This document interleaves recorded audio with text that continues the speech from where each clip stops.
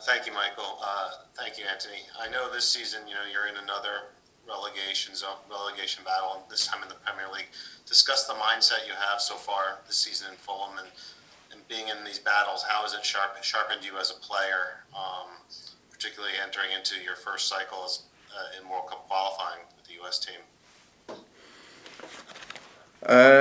Yeah, so like you said, I've been in relegation fights pretty much my whole men's career. I started there with Bolton, and obviously the 2 seasons I had with Wigan, it was tough as well. But with Fulham, I feel like it's slightly different. Even though at the start of the season we were getting wrote off pretty early, and if like everyone else around outside the team felt like we were pretty certain to go down. I personally, and I think a lot of the team never felt like it was that certain that we were going down. I feel like we knew what we were about and that we were a good team, and that we had good players and that we were going in the right direction with everything we were working on, and that seems to be bearing fruit at the moment towards the end of the season. And until it's impossible for us to stay up, we're going to keep fighting towards that. And whether it comes in the next few games or it's the very last day against Newcastle that we have to battle to stay up, then that's what we'll do. Next will be Stephen Goff from the Washington Post. Anthony, thanks for your time. I was wondering, as these important competitions with the national team approach, the Nations League, Gold Cup, obviously World Cup qualifying, what is your take on this group as it begins to try to gel and hit its stride heading into these important stretches over the next few months? I think obviously there was a pretty big impact with COVID stopping a lot of the games early on in the season.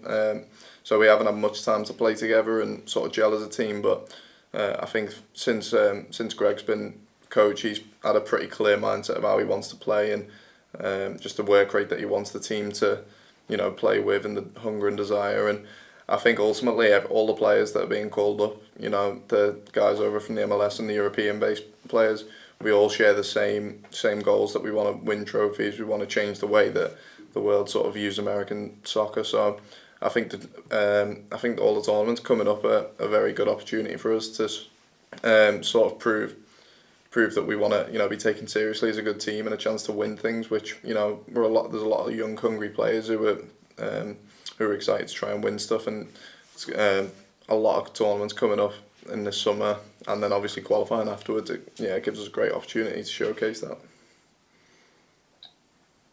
Next will be Michele Giannone from Univision. Hi, Anthony, how are you? Thanks, Michael. It seems to be overpopulation on the right for the right back position, and the left back, it's pretty much up for grabs. What do you need to do to get that role, that starting role, from now on? Thank you. Thanks. I think for me personally, I'm still young. I'm still developing a lot of parts of my game. I think the main thing that I need to keep working on is probably my on the technical side, my decision making, and retaining the ball, which is something I'm obviously trying to get better at all the time. I'm working hard on and off the pitch and watching myself back to try and improve. But I don't think any position in this team's guaranteed. We've got a massive pool of players, and even like you said, there might be overpopulation on the right. I know Serginho, he's very competent on the left as well. So everyone's got to be at their very best to get a shot at starting in this team. And hopefully if I manage to perform well in the next few games coming up, then I can try and lock this position down for the tournament and then the World Cup qualifying coming up. Next will be Ryan Talmadge from Goal.com. Hey, Anthony. You're at 8 caps now, I believe, and I'm sure when you come in for those first few caps and those first few camps, everything's kind of a whirlwind, meeting new players and playing in a new system and getting to know the coaches. But at some point, I'm sure that starts to feel a little bit familiar and a little bit comfortable. Entering this camp, do you feel like you're more ingrained in the team? Do you feel more comfortable with where you stand, and what's sort of the next step for you as you kind of make that jump from newcomer to regular? Definitely, yeah. I feel like obviously at the start it was a big adjustment, getting used to sort of just international football in general, and like you said, going away regularly, trying to get called up for the camps and getting used to the new players. But now that I've been called up quite a few times, I do feel like I'm a valued part of this team, and I'm constantly working hard to try and keep myself in this team and contribute to our goal, which is that we want to win as much as possible, and I'm looking forward to the opportunity to do that. Next will be Paul Tenorio from The Athletic. Hi, Anthony. I wonder, especially coming off of Eunice's decision to commit to the U.S. program, what kind of interaction you may have had with friends or teammates in England just about the growth of American soccer, and especially with players like Christian and Weston, Gio Reyna, all the guys basically that you're in camp with now. If people kind of approach you for conversations about what's going on with this U.S. program and the growth that's happening, in Europe as to the number of Americans playing in top teams.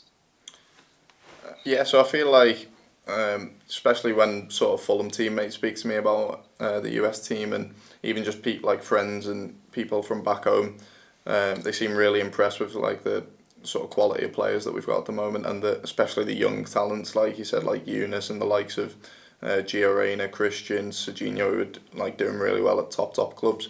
I think everyone sees how exciting this team is and the potential this team has to go on and do something really special. Next will be Donald Wine from Stars and Stripes FC. Thank you. Hey, Anthony. Couple things. One, you got called in with Tim. You also have a teammate, Michael Hector, who is playing for Jamaica this week. Did you guys jump on the group chat and give any friendly banter between each other? And also just focusing in on Jamaica, what excites you about this matchup? They have a lot of athletic players, but especially since you're trying to lock down that left back position in advance of World Cup qualifying, a team that we will be facing is in front of us on Thursday. How do you like that challenge, and what do you think you have to do to make sure that you get the result on Thursday?